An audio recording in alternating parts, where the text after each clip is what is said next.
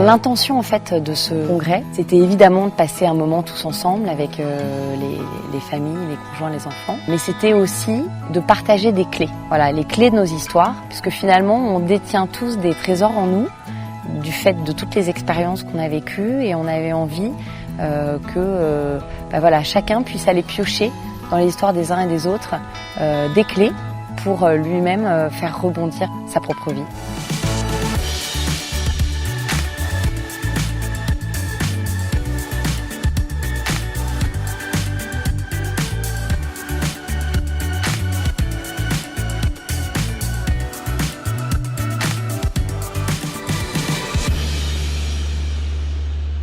Le congrès de région, c'est à Chalès.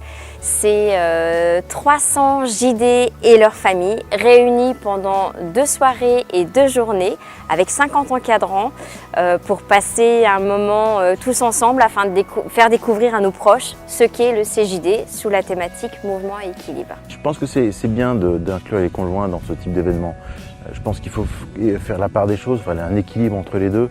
C'est-à-dire que le conjoint, le JD ait son moment à lui avec le CJD et son petit jardin qu'il puisse partager avec les autres JD, qu'il puisse avancer lui dans le développement de son entreprise, dans ses connexions avec les autres dirigeants.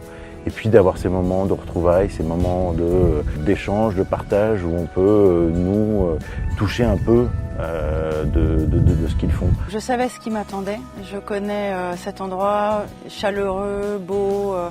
Je savais que ce serait une pause nature aussi, dans un endroit vraiment qui fait du bien. L'organisation de cette plénière, ça a été déjà l'expérimentation du mouvement et de l'équilibre par elle-même. Ce qu'on a voulu, c'est au travers de réflexions d'abord sur qu'est-ce que le mouvement et l'équilibre, qu'est-ce que la vie tourne autour de ce concept-là, d'amener également des témoignages de gens qui, à un moment donné, se sont retrouvés dans une difficulté ou peut-être un tournant de leur vie qui les a amenés à changer de cap, sans vraiment savoir peut-être où ils allaient, mais dans tous les cas de figure, à découvrir quelque chose de nouveau, qui est devenu leur nouvelle référence. On a vécu une plénière où chacun a mis ses tripes sur la table, a livré le plus intime de lui-même dans ces moments de difficulté et derrière de joie retrouvée. Et ça a été un moment absolument magique. Le rêve, c'est la seule chose qui peut vous faire avancer. Et je ne sais pas si vous avez remarqué depuis le début, plusieurs ont parlé de rêve. S'il vous plaît, faites-moi plaisir, autorisez-vous à rêver. Merci. Ce congrès, on l'a construit avec l'adhésion de tous les gens qui avaient envie d'y participer. Et on est allé voir les formateurs stars du CJD et puis des gens qu'on aimait à l'extérieur.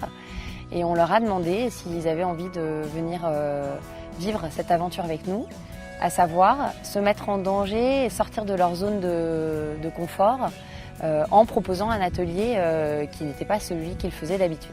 Alors le format est très différent dans le sens où il n'y a pas d'information descendante. C'est absolument pas une formation. L'idée sur des ateliers extrêmement ludiques, c'est d'emmener les gens à prendre conscience de ce qu'ils sont en train de vivre, de ressentir ce qu'ils vivent et de faire des parallèles avec leur quotidien de dirigeants. J'ai fait 3 ateliers durant ce congrès. Un premier atelier sur un esprit sain dans un corps sain, un deuxième sur le biodynamisme et plus particulièrement dans le vin et un 3e atelier sur l'improvisation théâtrale. Les ateliers étaient particulièrement riches en émotions, en partage et j'ai appris énormément de choses sur moi et sur les autres. On a fait des danses et des chants traditionnels mexicains avec quelque chose de très doux, très simple, très intense en même temps et très nourrissant. Ce ne sont pas des ateliers normaux d'entrepreneurs.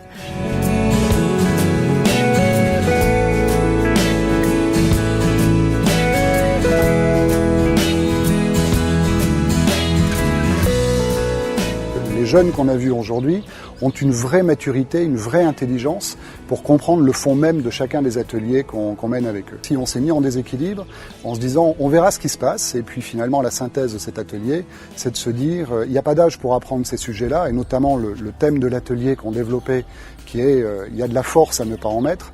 Finalement on se rend compte que très jeune on peut apprendre à ne pas mettre de force dans ce qui nous est demandé et obtenir malgré tout un résultat bien plus efficace que si on y avait mis de la force, comme les adultes ont tendance à le mettre souvent. Ça peut s'apprendre à n'importe quel âge. Je pense que je vais pouvoir utiliser cette activité dans toute ma vie. En fait, ça servira pour plein d'expériences stressantes ou pas. Tout ce qu'on fait ici, c'est un but. C'est soit pour nous enseigner quelque chose, c'est pour nous faire réfléchir à quelque chose. Il y avait des noms assez bizarres aussi. Il y en avait un sur la confiance en soi, sur les émotions, et avec des personnes très gentilles on a appris aussi le haka. C'était très drôle. C'est la deuxième fois que je viens, et voilà, je trouve toujours ça magnifique, parce qu'il y a 2 ans j'étais dans le groupe du coup moyen, et là cette année je suis passé dans le groupe ado. Donc j'ai pu découvrir un peu l'autre partie du domaine, c'est ce qui est vraiment à l'opposé.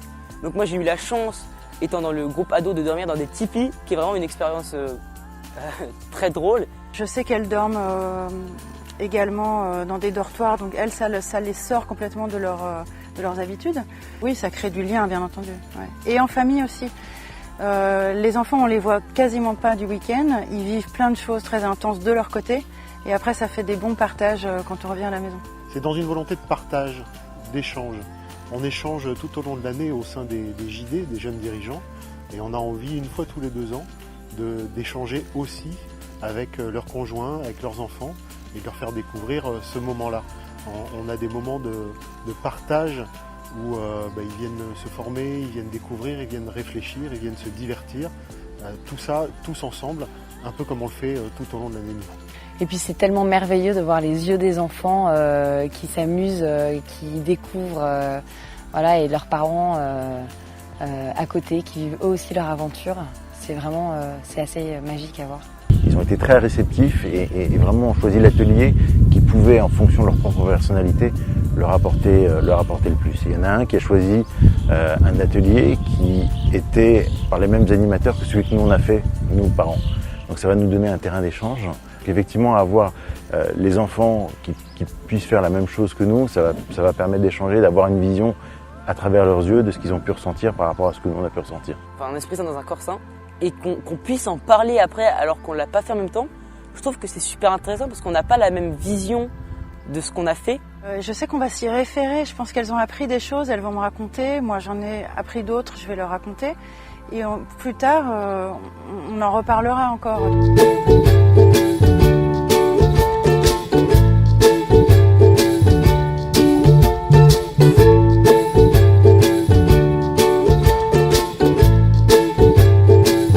Ma femme disparaît comme ça quelques week-ends par an, de très nombreuses soirées par an.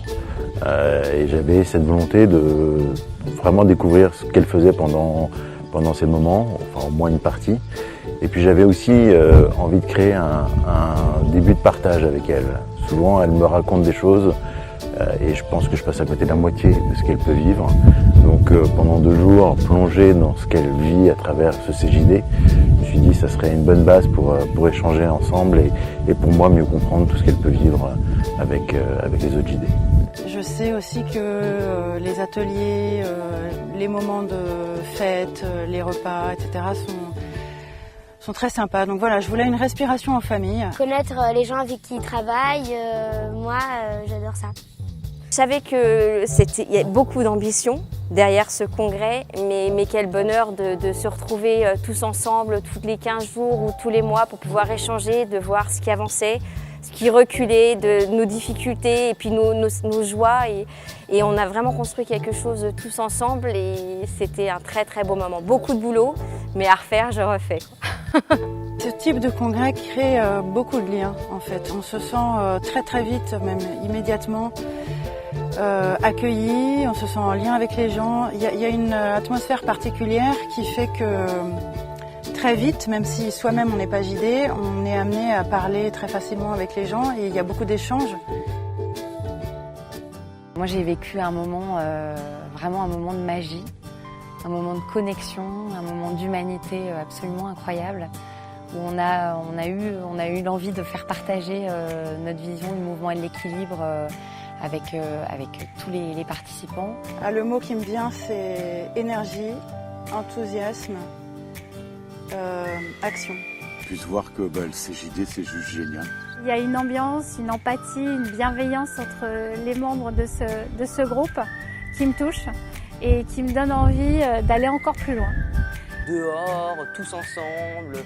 On se connaît différemment, on se livre différemment et puis nous, ça nous nourrit de plein d'autres choses qu'en tant qu'entrepreneur, on peut ramener dans nos entreprises après. Je pense que je pousserai Stéphanie, mon épouse, à être là ou encore être membre du CJD pour pouvoir venir effectivement dans 2 ans. Super partage, super échange, très belle expérience. J'aurais jamais pensé venir à Chalès pour vivre un truc comme ça.